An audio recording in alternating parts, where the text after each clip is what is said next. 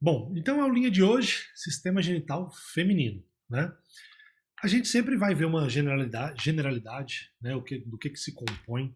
Eu vou focar para vocês muito certinho, né, tipo assim, ó, isso aqui é o que eles vão cobrar, isso aqui não é muito tomado, como eu sempre faço com vocês, tá? É porque feminino parece que é uma coisa muito gigantesca, se você for pegar para ver, mas o que realmente importa não é tanto assim não, tá? Então, a ideia também, eu vou querer que vocês mais do que nunca se familiarizem muito com os desenhos, tá? Feminino às vezes precisa um pouquinho disso, porque são muitas estruturas às vezes muito pequenininhas, cheias de detalhezinhos delas, e aí vai ser importante, tá? Então vamos lá. Primeira coisa, a gente vai dividir em o que é genital externo e genital interno, tá? Mas além disso, a gente também no feminino a gente precisa voltar na glândula mamária, tá? Vou deixá-la para o final. Então, de genitais externos, a gente vai ter aí os lábios maiores, os lábios menores, o clitóris, as glândulas vestibulares e o monte de Vênus aí como externo. E eles dão muito mais atenção para os internos, ovário, trompa de falópio, útero e vagina.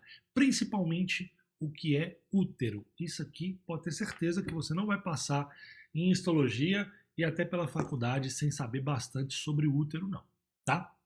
Então, nessa imagem, né, aqui a gente está vendo o que são os genitais externos, certo? Com o monte de Vênus, né? O que são os lábios maiores, os lábios menores. A gente vai ter o que é o clitóris, né? Todas essas estruturas aí.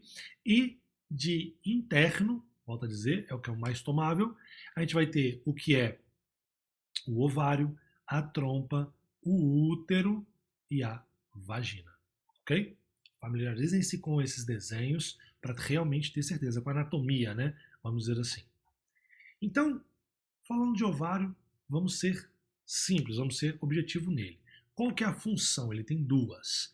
Gametogênese, que vai ser a ovogênese, e aí vocês veem isso muito bem em embriologia, traga esses conceitos, tá ok? E a esteroidogênese, que vai ser o quê? Que vai ser a síntese do que são o estrógeno, do que é a progesterona. Ambos vão atuar aí trazendo, né, o crescimento, a maduração dos órgãos genitais, tá ok? Mas também eu vou pensar na glândula, eu também vou pensar no que é o desarrocho dos próprios óvulos, tá ok? Por quê? Porque existe toda uma questão hormonal. Com certeza vocês já viram esse gráfico aqui, ó. Cadê ele? Não, tá lá embaixo. Esse gráfico aqui, olha como que ele atua, né, em todo o nosso organismo. Esse gráfico aqui, né, eu cortei ele exatamente só para poder mostrar a questão de útero. A gente está vendo ovário, tá? Mas esse aqui eu só mostrei o útero. Mas ele completo, ele mostra todos, né? Ele mostra lá a questão dos folículos, ele mostra a questão do estrógeno, da progesterona, do LH, do FSH. Esse gráfico vocês veem ele lá, principalmente no que é a embriologia, tá? Então, como que eu posso, isso aqui era só questão funcional do ovário, como é que eu posso estudar ele histologicamente? Eu vou dividir primeiramente em corteza e médula, tá? A corteza, pelo desenho aqui, né, vocês conseguem já ver. Corteza é todo esse espaço aqui, ó, onde tem os folículos, e a médula vai ser esse espaço central. Corteza, médula, tá? Sempre essa organização aí tecidual. Quando a gente fala da corteza, ela que vai conter quem? Os folículos. Além de ter os folículos, ela vai ter o quê? Um tecido conjuntivo conectivo muito celular. Quando a gente fala de médula, que vai estar mais ao centro, é um tecido conectivo laxo, ok? Onde eu encontro vários vasos sanguíneos, vasos linfáticos e nervos. Isso é questão histológica. Então, essa é a organização inicial para a gente começar a estudar ovário. Corteza e médula.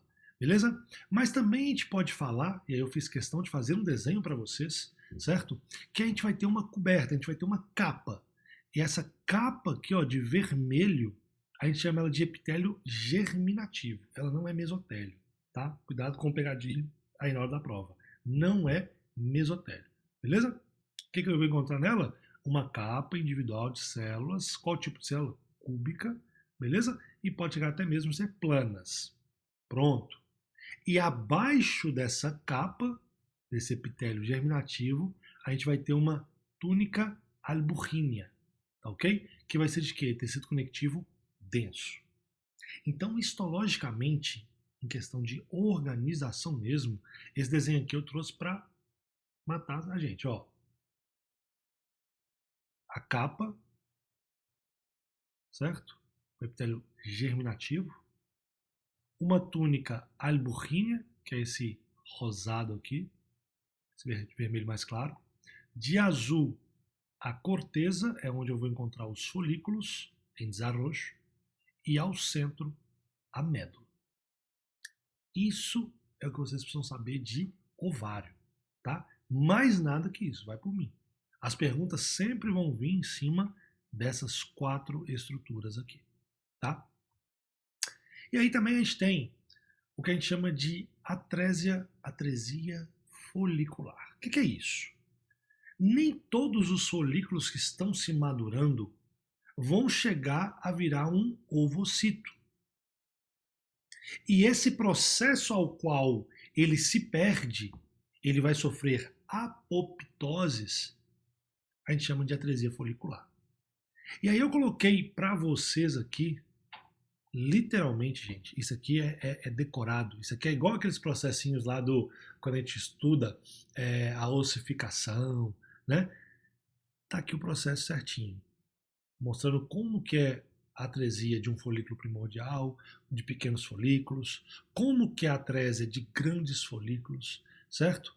Não tem segredo. A ideia, isso aqui também assim, nunca vi tomar, mas tá no conteúdo, então vamos colocar aqui exatamente para ter uma noção, tá? Mas não percam tempo querendo aprender e entender todos os detalhes, sabe? Decorar não, porque vai ficar pior, beleza? Então, saiba que a atresia é o processo ao qual aquela grande quantidade de folículos que estão se madurando não vão chegar a virar um ovocito. Eles vão sofrer aí o que é eles vão involucrar, eles vão sofrer apoptoses, se degenerar, tá ok? Para poder realmente chegar a ter somente um se formando, beleza?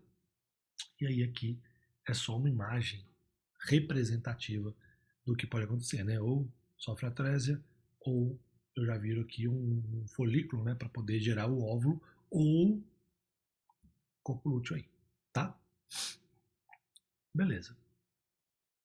E aí eu trouxe também alguns conceitos, né, que é importante a gente saber. Ó. Folículos que sofrem atresia formam os corpos atrésicos. Tá?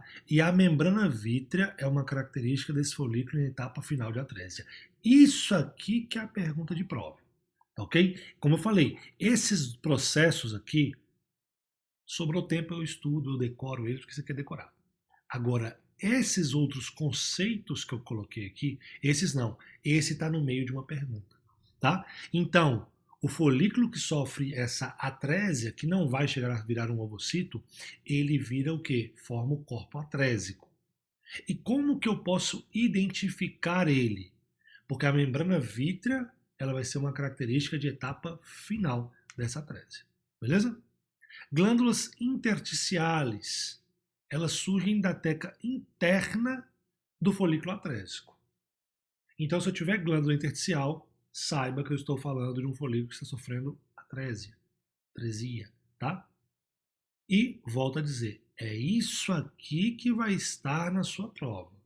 Então, esses 3 conceitinhos aqui, vamos dizer, esses tópicos, né, aqui, tem que saber, e tem que saber muito bem a respeito de atresia. Ok? E as células iliares, né, ováricas, né, elas são células encontradas ali no íleo do ovário e elas estão relacionadas com a vasculatura e fibras nervosas amielínicas. Cuidado com essa amielínica aqui, porque é prova também. Por quê? Porque é uma fibra amielinizada. Qual que é o normal da gente ter ali numa fibra nervosa? Mielina, uma coberta. Aqui é amielinizada, beleza? E contém cristais de Henck. responde a campos hormonais e produz andrógenos. Conceito, galera. Isso aqui não tem muito o que ensinar mesmo não, tá? E aí pode surgir a dúvida se o corpo atrésico é o corpo lúteo. Não. Até pela imagem aqui, ó. O que acontece? Como eu falei, quando está num processo ainda de maduração folicular, eu vou ter inúmeros folículos. Vamos colocar como exemplo aqui 100 folículos. Só que somente um ele vai chegar a virar um ovocito maduro, certo? Levar à ovulação. O que acontece com os outros 99? Sofrem atrésia. Entendeu? Atresia. Na verdade, eu não sei nem como é que eles falam exatamente, não. Eu sempre fico na dúvida. Atresia ou atresia, tá? Esse folículo que não se madurou, que é a atresia. Olha aqui, ó. Poucos folículos ovários que iniciam sua diferenciação no ovário embrionário conseguem completar a sua maduração.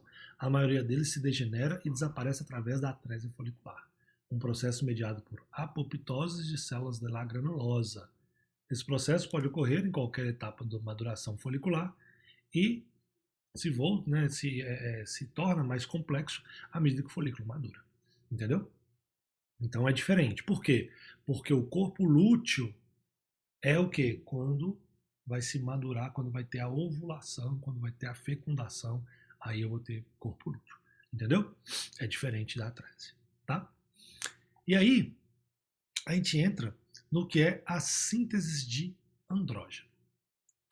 E aí, a gente vai para a síntese do andrógeno, certo? Primeiro detalhe, isso aqui cobra, ok? Cobra muito também em provas orais, então já fica atento, tá? Eu tenho as células lá, né, que vocês já conhecem nos folículos, células de lateca, células de la granulosa, beleza? Lembrem-se daquele eixo hipotálamo, hipófises, gônada, ok? Eu preciso que vocês se lembrem, né, que o hipotálamo produz uma hormona que estimula a adenopófises a liberar o quê? O LH e o FSH. LH, ele vai chegar aonde principalmente? Ele vai chegar aqui nas células teca. Ele também chega na granulosa? Chega, mas quando eu falar de LH mesmo, você vai ver que eu vou estar falando de células da teca. Por quê? Porque a célula da teca, aí no seu metabolismo, gera o que é o andrógeno. Só que as células de lateca, ela não tem a enzima responsável por produzir o estrógeno. Então o que acontece? Esse andrógeno vai para uma célula de la granulosa estimulada pelo FSH vai atuar em uma aromatase, que é uma enzima, ok? A cambiar o que é o andrógeno em estrógeno. Então tem que ficar muito atento, porque isso aqui eles vão te tomar.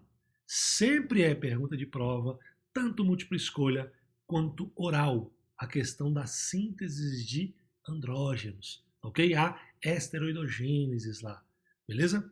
Então, de novo, LH estimula as células de lateca a produzirem andrógeno. Só que a célula de lateca, ela não possui a enzima aromatasa. O que acontece então? O andrógeno vai para uma célula de la granulosa estimulada pelo FSH ativa a enzima conversora de andrógeno em estrógeno. Beleza? É isso que vocês precisam saber, literalmente, quando a gente conversa sobre um pouco dos folículos, não da maduração, mas no sentido ali das células da lateca, células da la granulosa, de atresia folicular, certo? E do que é a histologia do ovário, belezinha? E aí a gente entra nas tubas uterinas, ok? Conhecidas também aí como trompas de falópio, né? Olha a imagem primeiro, tá? Sempre vamos olhar as imagens, como eu falei, em feminino eu acho bem importante ter essa ubicação, tá? Então a gente tem toda essa região, certo? Sendo a trompa de falópio. Isso aqui vai ser o ovário, isso aqui é o útero, aqui para baixo vai estar a vagina, tá? Essa trompa de falópio, ela vai estar dividida em segmentos, certo? Onde a gente começa ali com a região, né, das fímbrias, a gente tem a região do infundíbulo, da ampoxa, do istmo, beleza? E a gente também até pode estudar, nessa imagem aqui não tem, né? Mas é só uma questão de ubicação ali, a porção, né, uterina ou intramural, tá? O que eu preciso saber a respeito deles aí, né? Quase nada. Tubo uterina, trompa de falópio, literalmente a única pergunta que eles vão te dar é isso aqui, ó. É o sítio onde ocorre a fecundação. Mais nada. Tá? Mas vamos lá. Então, dividindo, né, a questão da trompa de falópio em segmentos, a gente vai ter o infundíbulo, ampoxa, istmo e a porção uterina ou intramural, certo? Quando a gente fala de infundíbulo, né, ela vai ser essa porção que continua aqui com o que é o ovário, beleza? Eu diria que ela é uma extremidade distal, né? Por quê? Porque proximal a gente está considerando o útero, né, o centro do corpo, então ela é uma extremidade distal, beleza? E o que a gente pode falar também? A gente pode falar que ela vai finalizar aqui com as fímbrias. Ou seja, gente, totalmente uma questão anatômica, tá? Como eu falo, como a gente estuda histologia, eles não dão bola para isso não, tá? Região ampochar, certo? Ela é onde, essa aqui vocês têm que saber, é onde acontece a fecundação. Ponto. Quando a gente fala de istmo, certo? Vai ser uma região proximal, né? E que vai estar com união aqui com o útero. Tanto é que até surge uma porção uterina, né? Mas há autores aí, se você também falar com o professor, só essas três, tá tranquilo, isso aí nunca gerou problema não, tá bom? Então, ampoxa é onde ocorre a fecundação. Fechou? Quando a gente fala da organização histológica, né, a gente vai ter mucosa, muscular e serosa. Mucosa, eu preciso saber que ela vai ter o quê? Na mucosa, pliegues, e ela vai ser formada por um epitélio cilíndrico simples, onde eu tenho células ciliadas e células não ciliadas. Essas células ciliadas cilíndricas, certo? São mais numerosas aonde? Em fundíbulo e ampoxa. E quando a gente fala dessas células não ciliadas ou células em tachuela, né? Elas são células secretoras. Para quê? Para poder facilitar o caminho aí do óvulo, do espermatozoide, tá ok? Quando a gente fala de músculo, a gente vai ter músculo liso, nada distinto também, capa circular interna, capa externa longitudinal, que a gente sempre já vem, e uma serosa, né, que é o peritoneio, ou também vocês podem ver escrito mesosalpinx, tá bom? De trompa de falópio, gente, é isso e ponto, tá? Não puxa mais nada que isso que vai estar estudando à toa. Vamos para o que realmente cobra, o que sempre vai ter de prova, na sua vida mesmo, é outro assunto também que eu falo. Leva para sempre.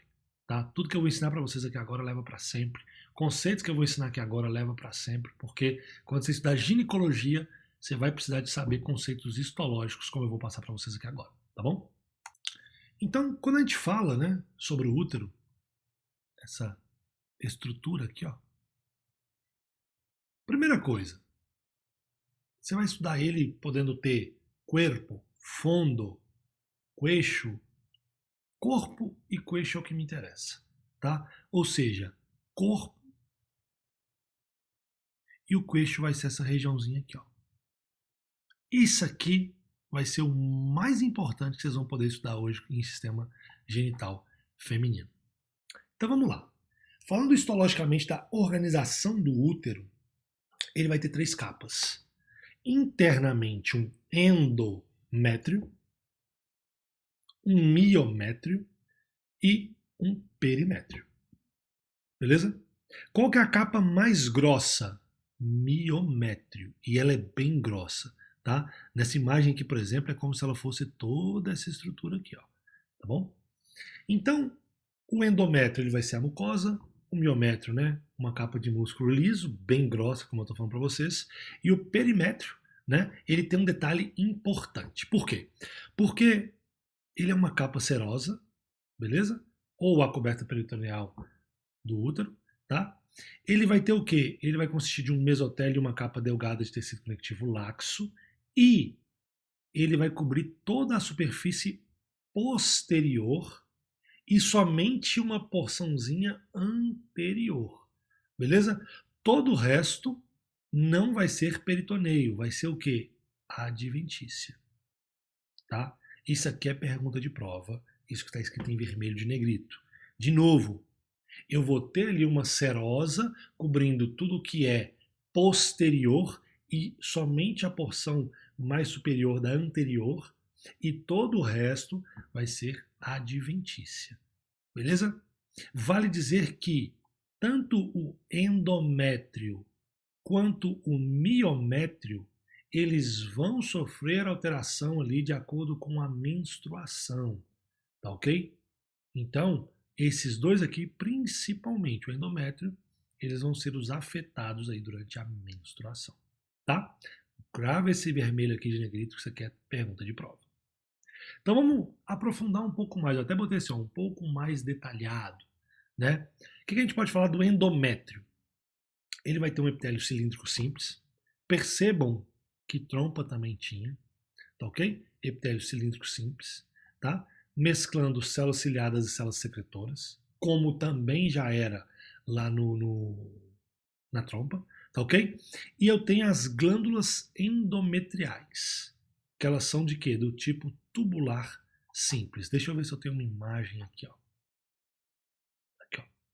Tá? Aqui eu tenho o epitélio, né? Não dá para ver aqui, mas é um epitélio cilíndrico. E eu tenho essas glândulas, tá? Olha a imagem aqui, as lagunas, os capilares, beleza? Tudo isso aqui, ó, vai sofrer alteração aqui e o miométrio também, né? O miométrio para baixo aqui. Ó. Tudo isso aqui vai sofrer alteração durante a menstruação, tá? Então, voltando, né? Os câmbios de atividade secretora do endométrio durante o ciclo estão relacionados com a maduração dos folículos. É o que a gente já meio que já viu quando a gente estava estudando ovário, certinho? E, ao final de cada ciclo, se caracteriza pela destruição e desprendimento do endométrio, dessa capa que a gente está falando, tá? Ele vai se desprender isso daqui. E aí, essa eliminação, né, de sangue e de restos de tecido pode durar aí de 3 a 5 dias. Isso é a menstruação. O sangue, né, ele é de 3 a 5 dias. O processo todo, ele vai sempre trabalhar com um mês aí, certo? 28 dias, né? Então, durante a vida fértil da mulher, certo? Esse endométrio, ele vai ter duas capas. Ele vai ter o que é o extrato funcional e o que é o extrato basal.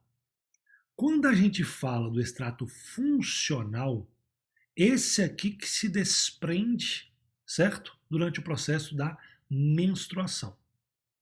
A capa, né, esse extrato basal, mais interno, mas ainda falando de endométrio, ele não se perde e ele serve como fonte para poder se restabelecer o endométrio funcional, para ter a regeneração do endométrio funcional. Então isso aqui já é muito tomado, tá? Endométrio, você vai encontrar principalmente nele o quê? Célula e glândula. Ele vai ter dois estratos, duas zonas, duas capas, o que você quiser chamar. Uma mais superficial, que vai ser a funcional, e outra mais profunda, que vai ser a basal. Quem que se perde na menstruação? O extrato funcional. O basal não se perde.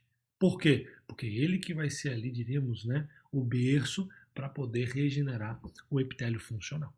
Ok? Vocês até veem, quer ver, ó? Olha aqui, por exemplo, né, nessa imagem aqui, quando a gente tem a fase menstrual mesmo, sangramento, como eu falei, né, ali ao redor de 5 dias, como que vai se perdendo, vai se degradando. Isso aqui não é a curvatura do endométrio não, tá? É que vai se degradando, vai perdendo a altura, ó, aqui é o funcional e aqui é o basal, né? Vai se perdendo, fica só com o basal e depois volta a regenerar. Olha como que ficou, até sofrer todos os câmbios hormonais do ciclo menstrual e aí se perde de novo, dá o sangrado e aí volta tudo, tá? Percebam também como que as hormonas elas vão fazendo diferença.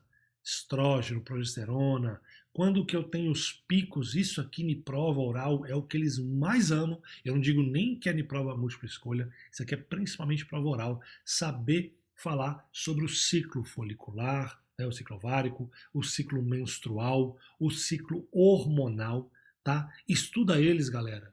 Tipo, tendo aquela ideia de todos ao mesmo tempo.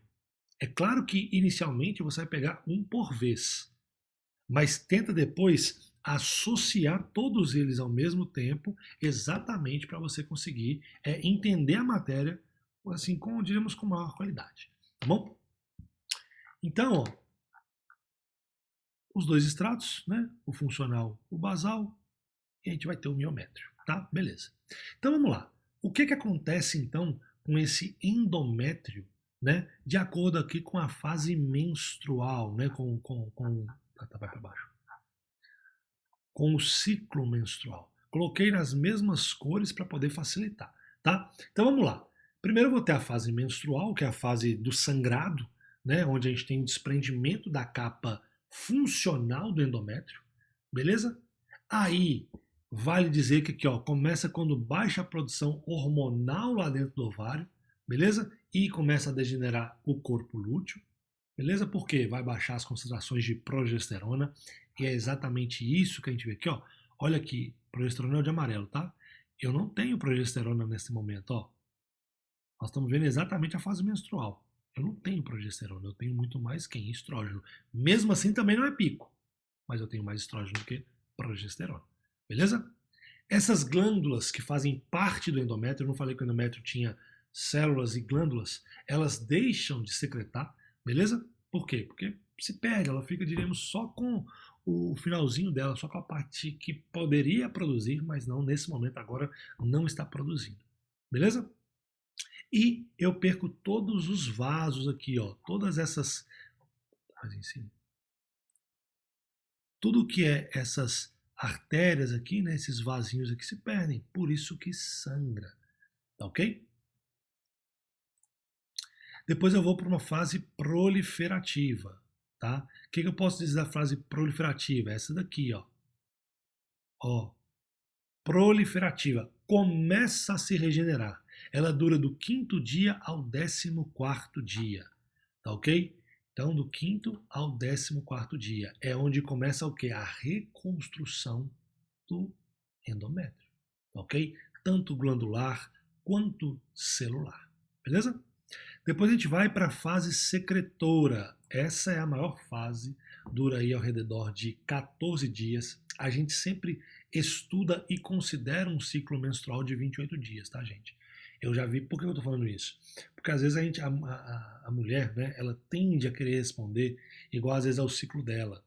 E aí dá um pouco errado, tá? Por quê? Porque você tem variações, enfim, não vou entrar nesse tema agora, tá bom? Mas a gente trabalha com 28 dias, tá bom? Sendo os primeiros 5 dias, fase menstrual, do 5º ao 14º dia, fase proliferativa, e do 14º ao 28º dia, a fase secretora, tá ok? E essa fase secretora, né, é quando esse endométrio, ele se torna secretor, por isso o nome, né, ele vai se tornar ainda mais espesso, beleza? As glândulas já estão ali em toda a sua configuração maduradas, beleza? Eu vou ter todo um aumento daquela vasculatura.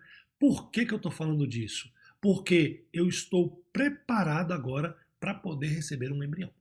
Se eu não receber, descama tudo, continua o ciclo, tá? Mas eu estou totalmente preparado. Então tem bastante o que? Nutriente, né, de vasos, de glândulas para poder alimentar. E aí vocês vão ver isso muito mais, né? Já viram, na verdade, na altura do campeonato, em embriologia, né? Sobre a implantação, sobre todos os processos aí, tá bom? Então, tenham esses gráficos muito bem na cabeça, porque isso aqui vai em algum momento cair na sua prova ou na sua vida mesmo, tá? A gente ainda vai continuar falando de útero, né? Mas isso aqui já é uma coisa que eu digo assim, sempre usei na faculdade inteira. Fisiologia, depois em semiologia, depois em ginecologia, em patologia, tudo, todos eles você utiliza isso daqui, tá bom? Então, isso aqui são os ciclos. Então, tudo que era de endométrio, a gente viu. Vamos agora ver sobre o miométrio, a capa de músculo lisa, é a capa o quê? Bem grossa mesmo, tá ok? Então, a gente vai ter uma capa interna, né, e externa, e uma capa média, dentro do próprio miométrio, que já é uma capa média, beleza? Quando a gente fala da interna, né, a gente vai ter músculo liso ali com os eixos paralelos, né, e longitudinal no eixo longitudinal do útero, E a capa média, ela é diferente das outras duas, né? Ela vai ter o quê? Muitos vasos sanguíneos, beleza? Ela é uma capa bem grossa e os músculos e os erros, né, dos músculos, os feixes dos músculos, eles estão o quê? Entrelaçados, ok? Então, se a interna e a externa, eles são eixos o quê? Paralelos, a capa média do músculo liso aqui, ela vai ser entrelaçados, tá bom? E aí, ó, outro ponto também que é super, hiper, mega importante. Eu não digo nem que é tomado em prova. Eu digo que é importante para a sua vida você entender isso aqui. Queixo uterino. Por que a gente estuda isso aqui, gente? Porque isso aqui é um dos principais cânceres na mulher. É um dos principais locais onde traz enfermidade na mulher. Tá ok? Então, o útero é toda essa estrutura, certo? Mas quando a gente fala de queixo uterino, nós estamos olhando só essa estruturinha aqui, ó. Só essa região aqui. Tá ok? E por que ela é importante? Porque nessa região aqui eu vou ter um câmbio de celularidade gigantesco. Vocês vão até ouvir falar sobre luta dos epitélios, luta pelos epitélios. Por quê?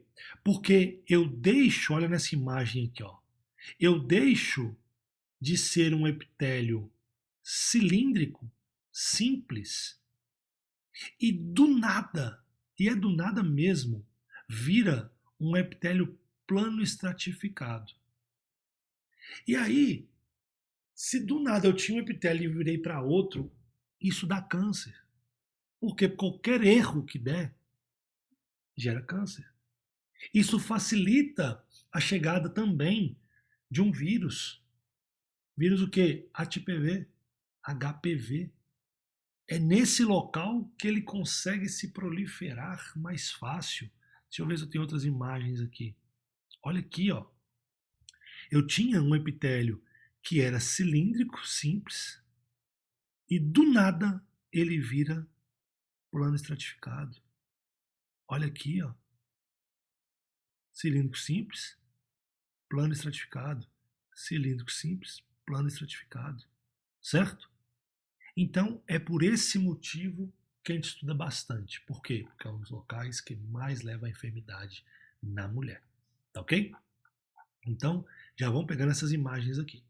Aí, outro ponto que eu quero trazer para vocês é a divisão. Deixa eu pegar essa imagem aqui, ó. Essa divisão aqui, ó. Porque tudo que minha setinha está pegando aqui, a gente chama de dentro, endocervix. E o que está aqui para fora, exocervix. Endocervix, epitélio cilíndrico simples. Exocervix, epitélio plano estratificado.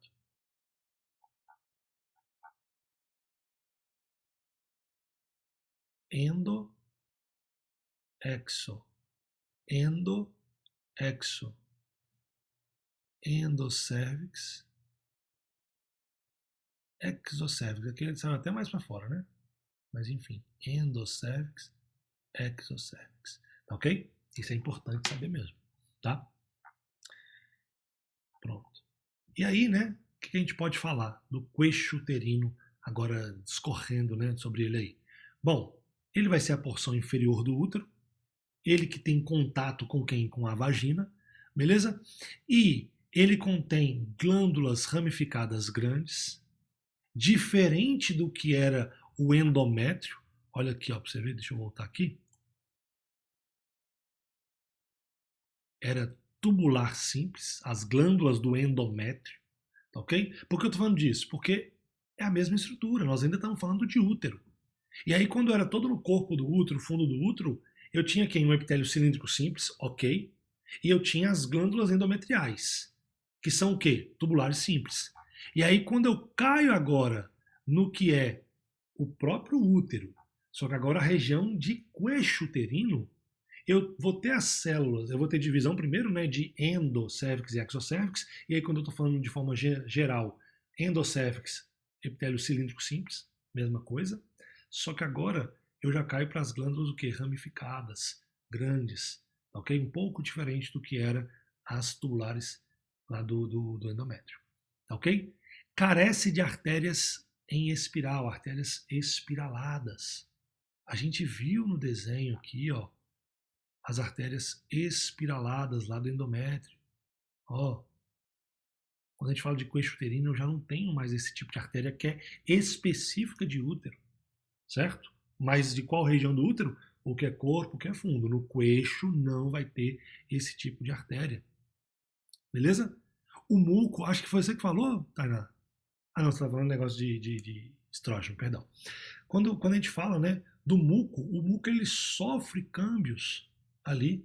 Por quê? Porque quando eu estou em um momento onde eu preciso aumentar ou diminuir o espessor para poder facilitar a passagem do espermatozoide, essa região ela sofre alteração.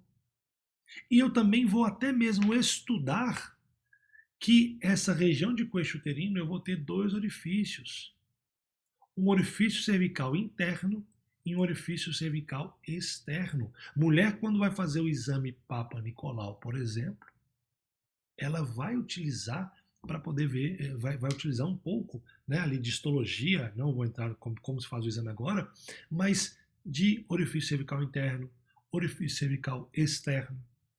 No aborto, por exemplo, eu tenho que saber em que momento o aborto está, porque o aborto, lógico, né, com todo respeito a esse assunto, mas não é só quando eu já tive, né, a saída ali do feto, né, que estava em desarrocho, não. Eu tenho a ameaça de aborto, aborto em curso, certo? E eu preciso de ver esses orifícios aqui, certo? Então, são importantes, fazem parte ali do queixo uterino, tá? Então, ó, o que eu já venho falando, como que eu vou estudar esse queixo uterino? Ele vai ser dividido em o que é endocérvix, exocérvix, e eu tenho a zona de transformação, essa lútea dos epitélios, onde eu deixo de ser um epitélio cilíndrico simples para virar um plano estratificado. Eu trago algumas informações a mais. Antes da puberdade e depois da menopausa, essa zona de transformação se encontra dentro do conduto cervical. Pergunta de prova. Essa zona de transformação, diríamos isso aqui, ó, essa região aqui, na puberdade e depois da menopausa, está dentro, ela está acontecendo aqui dentro. Por exemplo, pode ser aqui, aqui, não importa. Mas, quando eu falo, né, nas mulheres de idade fértil, essa zona de transformação está do lado de fora. Ela está, por exemplo, aqui assim, ó. Aqui assim, ó. Ok? Toma cuidado, porque isso é pergunta de prova. Localização dessa zona de transformação, de onde o epitélio deixa de ser cilíndrico simples para virar o quê? Um plano estratificado. Ok? E aí, ó, quando a gente precisa falar sobre as células ali do exocérvix, não são todas, é do exocérvix, certo? A gente vai vir com essa celularidade aqui, ó. Fiz questão de desenhar para vocês para poder facilitar. Então, ó, eu tenho um extrato superficial, células superficiais, são células poligonais, grandes, núcleo picnótico, que é um núcleo já menorzinho, beleza? E o citoplasma é o que? Cianófilo, ou até mesmo pode ser cianófilo e acidófilo. Esse cianófilo, ele é um color verde azulado, tá? Preferi desenhar um acidófilo mais simples pra gente. Depois a gente vai mais internamente um extrato espinoso superficial, células poligonais também, e citoplasma mais claro, ainda sendo um pouco acidófilo. Extrato espinoso profunda, células já são que ovaladas, beleza? E um citoplasma basófilo. E o extrato profundo ou basal, células são cilíndricas, empaliçadas, é o que? Uma do bem do ladinho da outra, beleza? E o citoplasma também bem basófilo, tá bom? E aí a gente finaliza, gente, literalmente, o que é o útero. tá? Toma muito cuidado com essas perguntas, principalmente isso daqui, ó. Essa parte aqui é importantíssima e essas questões da menstruação também são importantíssimas, tá bom? Depois a gente vai para a vagina. Vagina, apesar de ser importante, né, não é um tema tão tomado quanto útero, quanto mama. São os dois que eles mais tomam, tá? Bom, como é que eu posso estudar a vagina? Ela também vai ter as capas, porque a gente está estudando histologia, né? Então ela vai ter a mucosa, uma muscular intermédia, uma adventícia, tá? Quando a gente fala da mucosa, né? Ela vai ter ali pliegues, vai ter rugosidades. O epitélio dela vai ser o quê? É o plano estratificado, seguindo a ideia do exocervix, beleza? A gente vai ter células apresentando grânulos, né, de querato-hialina, beleza? A capa muscular, músculo liso. Capa adventícia, né? Ela vai ter um extrato interno e um extrato externo. O extrato interno, tecido conectivo denso. O extrato externo, conectivo laxo, tá?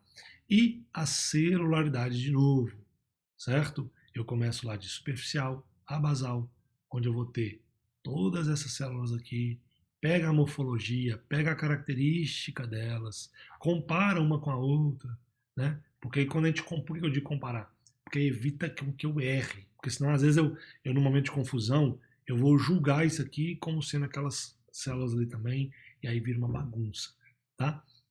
Então pega a imagem, desenha, lê, desenha, é a maneira que eu mais aconselho para poder se estudar e ver as características dessas células aí. Típica pergunta de prova, tá? Porque eles colocam lá, né? Sei lá, característica das células intermédias do extrato vaginal. Poligonal e basófilo. Olha o tanto que ele pode brincar em cima disso. Beleza? Então, literalmente, pega, decora, desenha, que vai ficar mais fácil. Tá?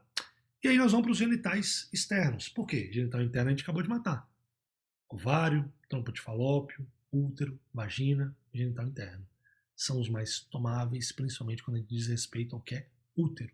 Tá bom?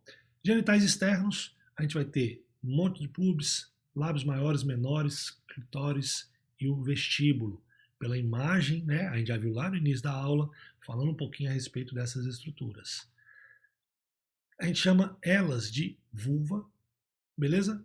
E vão apresentar o que? Um epitélio plano estratificado. Quando a gente fala do monte de pubis, ele vai ser o epitélio o quê? Plano estratificado e tecido adiposo subcutâneo. Quando a gente fala dos lábios maiores, epitélio plano estratificado, certo? Contém uma capa de músculo, contém o que? Quantidade também de tecido adiposo e apresenta glândulas sebáceas e glândulas sudoríparas. Lábios menores, certo?